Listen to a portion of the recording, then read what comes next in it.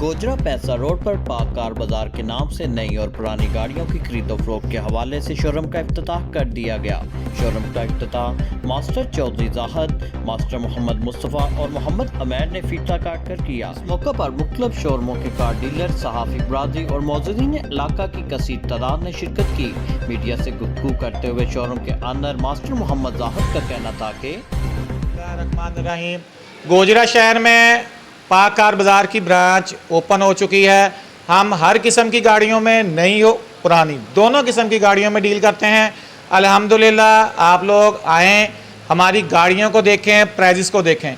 गाड़ियों के साथ साथ गाड़ियों के कागजात में बहुत सारे मसले मसाइल हैं। अल्हम्दुलिल्लाह आपको एक छत के नीचे तमाम कागज़ों की वेरिफिकेशन मिलेगी, बायोमेट्रिक मिलेगी और आपको तसल्ली होगी कि आप जो गाड़ी खरीद रहे हैं वो आपके पैसों के हवाले से जस्टिफाई करती है।